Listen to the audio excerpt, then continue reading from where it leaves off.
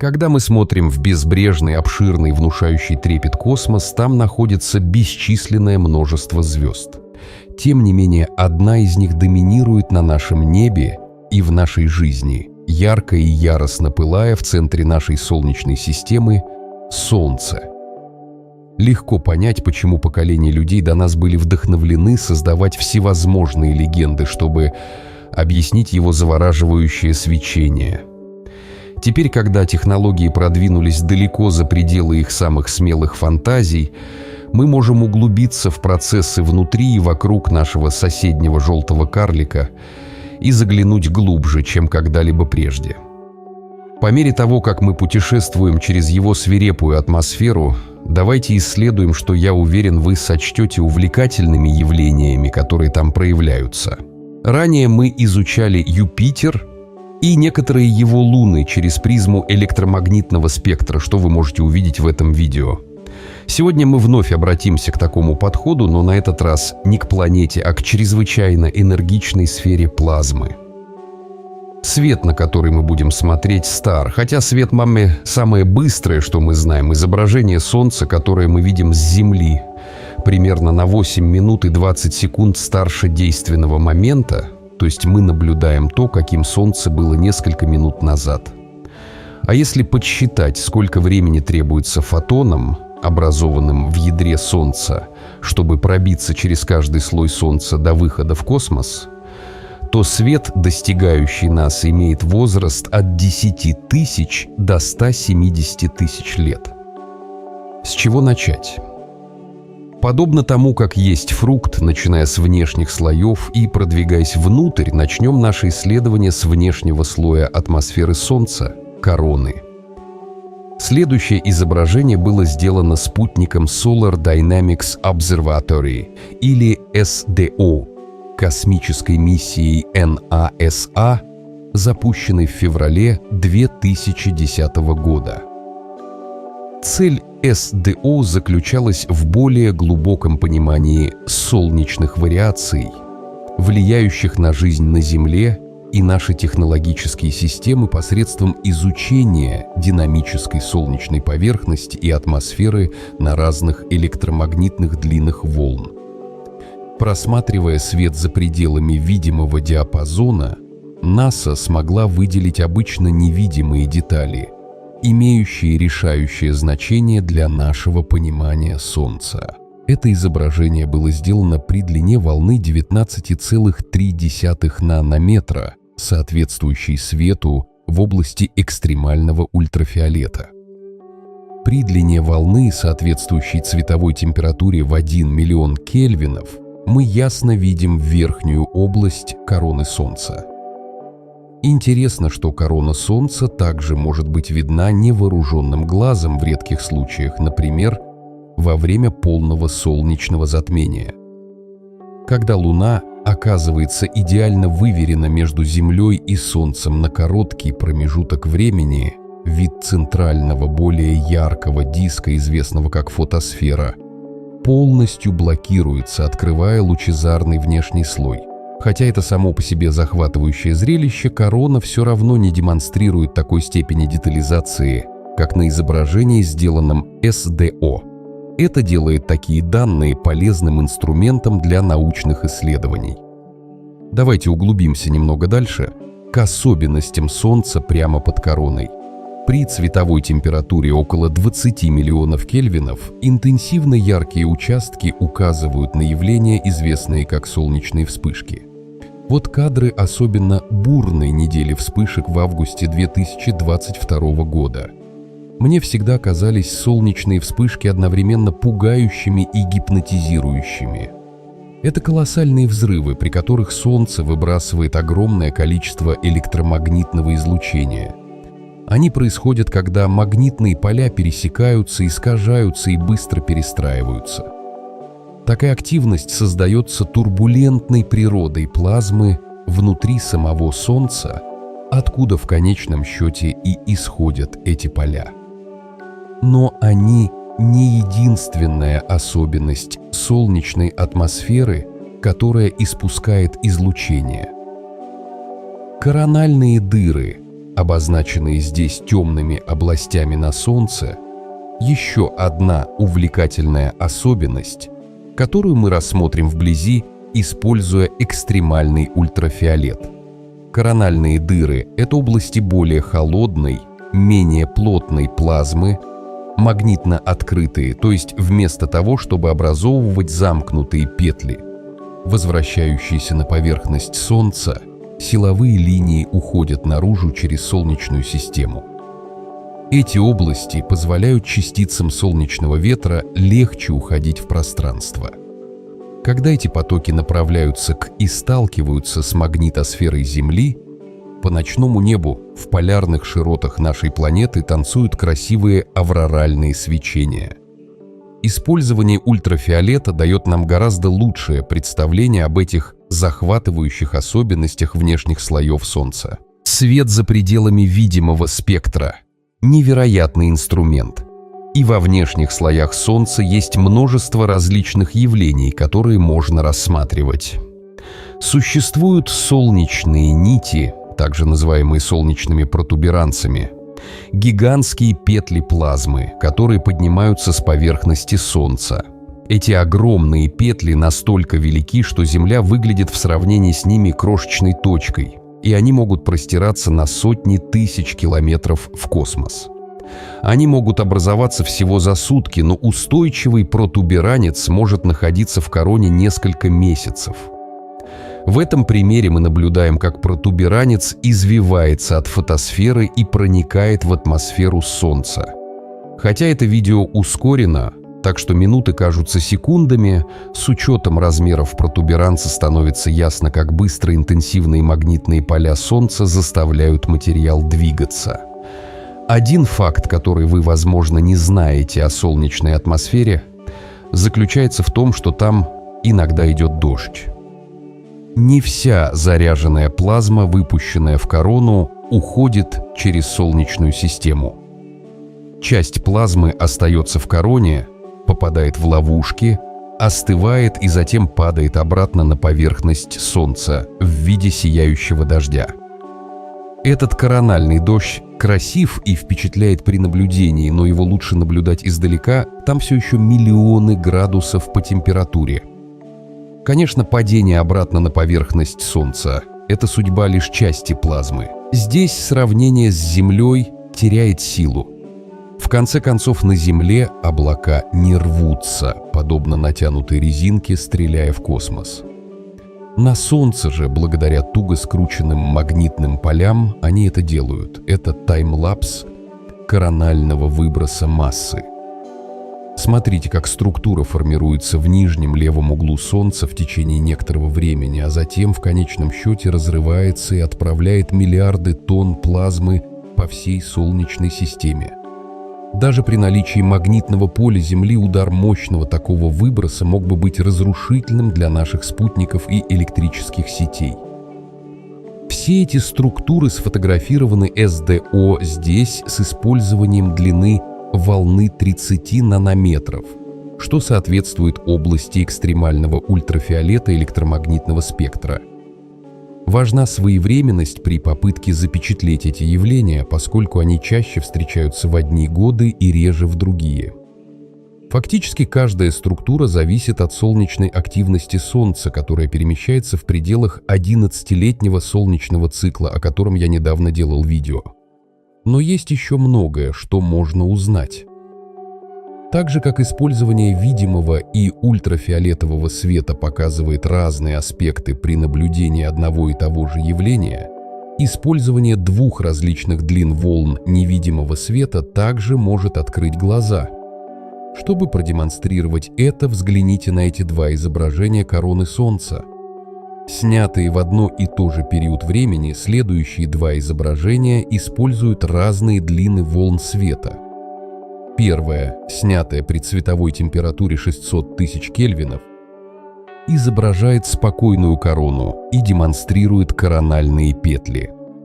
Второе, снятое при цветовой температуре 2 миллиона кельвинов, отображает гораздо более горячие активные области короны. Резкое сопоставление двух изображений подчеркивает важность использования различных подходов при исследовании звезды. То, что поначалу может показаться единым солнечным явлением, может оказаться сложной переплетенной цепью событий. И технически мы еще не прошли через атмосферу Солнца полностью.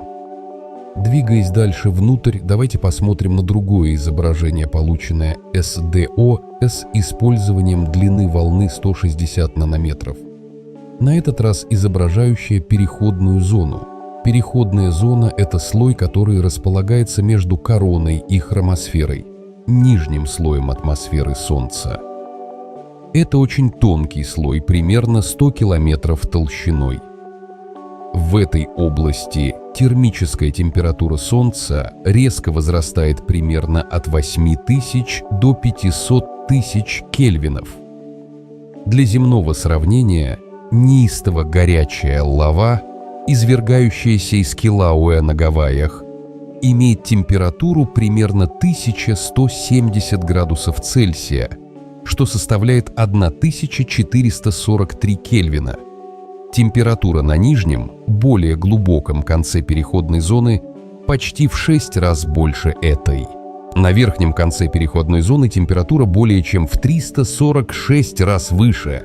Путешествуя еще глубже, мы оказываемся в хромосфере Солнца, которая является последним слоем атмосферы перед тем, как мы достигнем самой поверхности Солнца. Она снята здесь с использованием ультрафиолетового света длиной волны 170 нанометров и оценивается как имеющая приблизительную толщину около 1700 километров.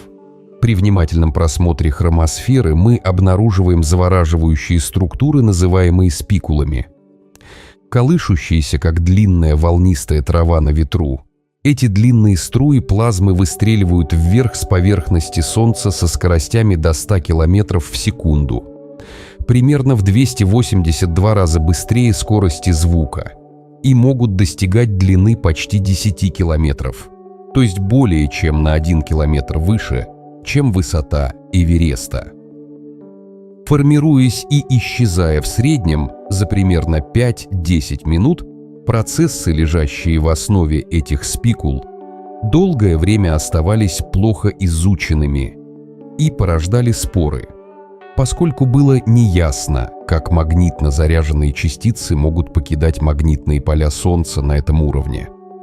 Лишь в 2017 году команда ученых, работавших над чрезвычайно детальной моделью спикул, обнаружила, что их происхождение должно быть связано с нейтральными частицами. Изначально ученые не включали нейтральные частицы в модели Солнца, потому что считали, что они не влияют на движение магнитно заряженных частиц. Но после добавления нейтральных частиц оказалось, что они обеспечивают неожиданную, выталкивающую силу для магнитно заряженных частиц, необходимую им, чтобы покинуть плазму Солнца и устремиться вверх в виде спикул. Спускаясь дальше через нижние слои солнечной атмосферы, мы в конечном итоге достигаем фотосферы, поверхности Солнца, которую лучше всего изображать с использованием видимого света. Хотя край фотосферы кажется резким и четким, как это часто наблюдается невооруженным глазом, это просто следствие того, насколько далеко расположено Солнце. Само Солнце вовсе не является твердым. Поскольку в силу экстремальных температур вещество не может существовать в твердом, жидком или газообразном состоянии в какой-либо области Солнца, оно может существовать только в виде плазмы, называемой четвертым состоянием вещества и, как полагают, составляет 99,9% всей материи во Вселенной. Плазмы ведут себя во многом подобно газам, за исключением того, что состоят из смеси ионизированных атомов и свободных электронов. Фотосфера является внешним слоем на этом изображении и имеет толщину примерно 400 километров. Это не фиксированная твердая граница Солнца, вопреки тому, что может внушать изображение. К сожалению, это глубочайший слой звезды, который ученые могут напрямую измерять. При более близком рассмотрении вы можете заметить несколько темных пятен на левой стороне. Это известные солнечные пятна, которые кажутся более темными по сравнению с остальной фотосферой из-за их более низкой температуры, но это лишь относительно их обжигающе горячего окружения. В отличие от корональных дыр, солнечные пятна формируются в областях с особенно сильными магнитными полями. Здесь тепло становится запертым под фотосферой из-за сниженной конвекции в этих зонах. При сравнении этого изображения Солнца с предыдущим, сделанным в экстремальном ультрафиолете за тот же период, проявляется связь между солнечными пятнами и солнечными вспышками. Захватывающие солнечные вспышки и солнечные пятна совпадают в одной и той же локации. Из заглядывания под поверхность становится очевидным, что одно должно вести к другому. Теперь давайте внимательно рассмотрим некоторые подобные солнечные пятна. Это изображение было снято при помощи шведского солнечного телескопа, расположенного здесь, на Земле, с использованием видимого света с длиной волны примерно 400 нанометров. Рядом и вокруг солнечных пятен фотосфера насыщена этими зазубренными, постоянно меняющими форму клетками, которые по внешнему виду не слишком отличаются от застывающей и трескающейся лавы. Однако эти клетки имеют ширину порядка 1000 километров и известны как солнечные гранулы. Считайте их верхним слоем бурлящей конвективной ячейки под ними. Более яркие участки внутри каждой гранулы представляют собой поток материала с невообразимой температурой, восходящей из верхних слоев внутренней части Солнца к его поверхности. Достигнув этой границы, поток не имеет другого выхода, кроме как распространиться в стороны и по поверхности. Постепенно остыв, материал опускается обратно через грубые темные границы каждой клетки, прежде чем цикл повторится. Этот процесс во многом напоминает конвекционные течения в мантии Земли, ответственные за движение литосферных плит. Это не пустые слова. Хотя в среднем считается, что каждая гранула живет всего около 20 минут, потоки внутри этих ячеек достигают сверхзвуковых скоростей более 7 км в секунду, создавая волны на поверхности Солнца вследствие звуковых ударов. Удивительно, но эти гранулы также видны на полнодисковом изображении, которое мы видели ранее, используя ту же длину волны видимого света. Вы можете подумать, что это изображение выглядит довольно зернистым для столь продвинутого космического зонда. И вы правы, оно действительно зернистое, но эта зернистость — гранулы на фотосфере Солнца, а не артефакт обработки или избыточный шум в изображении. И на этом, к сожалению, наше путешествие здесь заканчивается, поскольку ученые еще не выяснили, как можно получить изображение глубже в Солнце, используя видимый или невидимый свет. Большая часть того, что скрывается под этим слоем, остается окутана тайной. Но мы видим преимущество использования света всех спектров в нашем изучении Солнца. Он помогает нам наблюдать взрывающиеся солнечные вспышки, обширные корональные дыры, колышущиеся спикулы, интригующие солнечные пятна и непрерывно меняющиеся клетки, чтобы назвать лишь некоторые явления совершенно новыми способами. Солнце кипит энергичной активностью, и многое из этого было бы невидимо для нас, если бы не эти методы визуализации.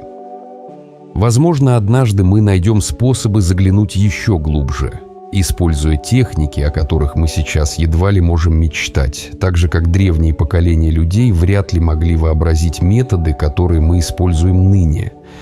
Но пока само знание того, что во Вселенной происходит так много невидимого, и то, что у нас есть средства раскрывать это, наполняет меня восторгом и любопытством. Кто знает, что еще там может оказаться, ожидая быть обнаруженным. Спасибо за просмотр. Хотите узнать больше о короне нашего Солнца? Посмотрите это видео. Большое спасибо моим патронам и участникам. Если вы хотите, чтобы ваше имя с гордостью отображалось в конце каждого видео Astrum, посмотрите ссылки ниже. Всего наилучшего и до встречи в следующий раз.